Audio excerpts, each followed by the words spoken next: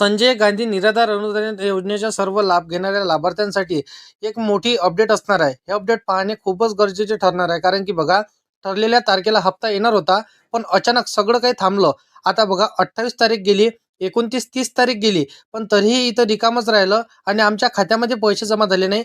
असे भरपूरसे लाभार्थी इथं म्हणू लागलेले आहे. काही तांत्रिक विलंब आहे, यामध्ये काही वेगळे कारण आहे का?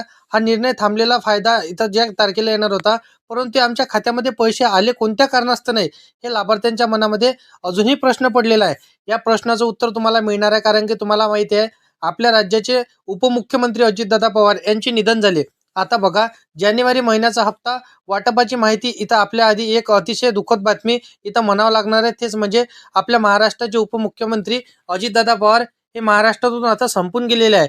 बघा, यांचं निधन झालं हे तुम्हाला माहीतच असेल. काल इथं विमा अपघातामध्ये त्यांचं इथं निधन झालेलं आहे. पण एवढी महत्त्वपूर्णचं एक अपडेट असणार आहे, ते म्हणजे तुम्हाला पाहणे अत्यंत आवश्यक ठरणार आहे. कारण की बघा, संजय गांधी निराधार योजनेच्या अनुदान योजनेच्या जे काय आता सर्व लाभार्थी असणार आहे, ह्या लाभ घेणाऱ्या लाभार्थ्यांच्या खात्यामध्ये हप्ता वितरणाची प्रक्रिया हे कधी सुरू होणार, त्यांच्या खात्यामध्ये कधी हप्ता मिळणार, हा प्रश्न तुम्हाला पडत असेल तर याचंच उत्तर तुम्हाला आजच्या व्हिडिओमध्ये पाहायला मिळणार आहे. व्हिडिओला शेवटपर्यंत नक्की पाहत चला.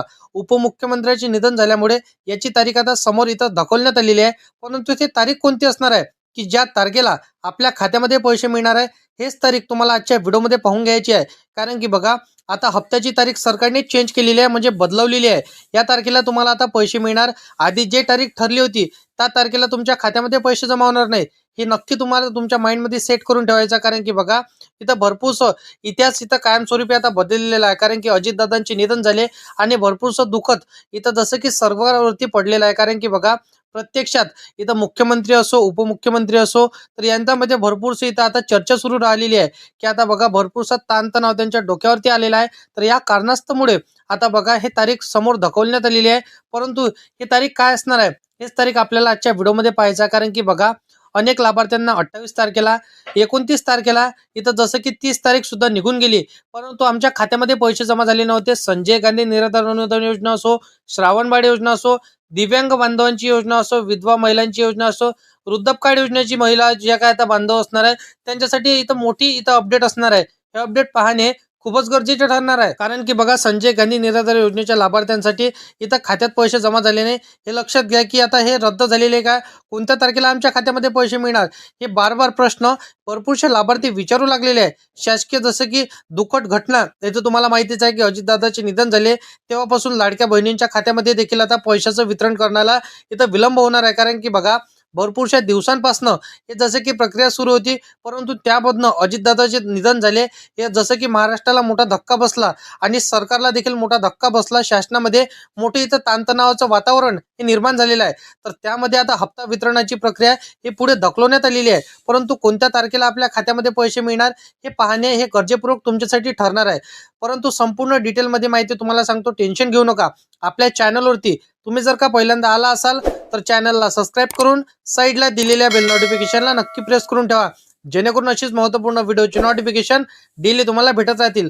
आता मित्रांनो बघा, इथून अजून कुणालाही इथं लाभार्थ्यांच्या खात्यामध्ये पैसे जमा झाले नाही, टेन्शन घेऊ नका. कारण की बघा, 2-3 दिवस इथं सप्ताह उशिरा मिळाला तर चालेल, पण असं बहुतेक सगळ्यांनाच वाटत होतं.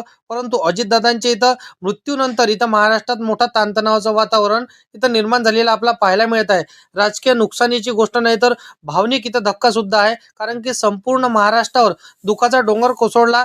या बातमीमुळे महाराष्ट्राच्या प्रत्येक इथं कोपऱ्यात, इतकंच नाही तर देशभरात अजितदादांचा जसं की दादांची खत व्यक्त केली आहे. आता सामान्य जनता, कार्यकर्ते, लाभार्थी सगळेच हळूहळू व्यक्त करतात. अशा लाभार्थ्यांसाठी इथं महत्त्वपूर्ण माहिती ठरणार आहे. कारण की बघा, तुम्हाला अजूनपर्यंत तुमच्या खात्यामध्ये पैसे मिळाले नसतील, काळजी चिंता घेऊ नका.